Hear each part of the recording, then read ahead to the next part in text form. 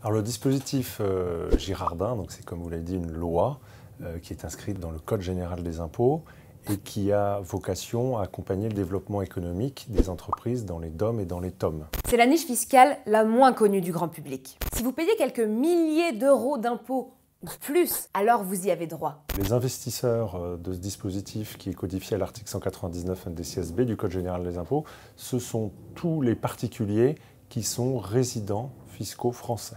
Girardin, ça vous parle peut-être. Mais attention, parce qu'il existe deux volets à cette loi. L'un très connu concerne le logement, l'autre, celui dont nous parlons ici, porte sur les équipements industriels. Lorsqu'un contribuable paye le matériel d'une entreprise dans un département ou une collectivité d'outre-mer, le fisc lui offre une réduction d'impôt sur le revenu. Souvenez-vous des ravages de l'ouragan Irma, avec plus d'1 milliard d'euros de dégâts à Saint-Martin et à Saint-Barthélemy en septembre 2017. Du matériel à racheter et tout à reconstruire. Jamais le dispositif Girardin industriel n'a été aussi utile qu'aujourd'hui. L'investissement réalisé contribue à financer du matériel qui va s'amortir pendant une période légale de 5 ans. Et donc, à ce titre, l'investisseur n'a pas vocation à récupérer ses deniers investis initialement.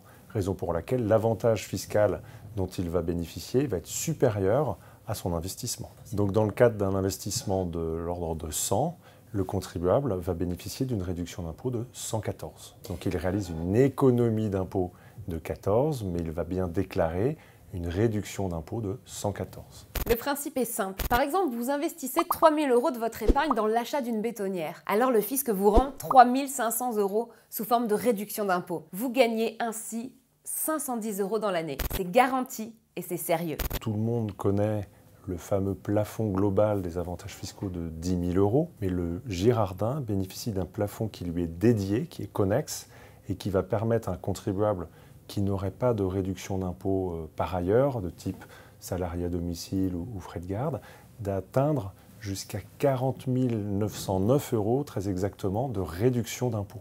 Désormais, vous le savez, nous vous proposons chaque semaine d'aller au cœur d'Astuces Légales. Allez approfondir ce sujet et retrouvez le dispositif Girardin industriel sur le site internet expertlega.fr. L'un de leurs guides pratiques est entièrement consacré à cette loi. C'est la seule enquête exhaustive et grand public en France, à ma connaissance. Vous découvrez le mécanisme de cette loi et apprenez que mieux vaut passer par des opérateurs sérieux. Les contacts sont dévoilés dans l'enquête et vous lirez également des témoignages d'investisseurs.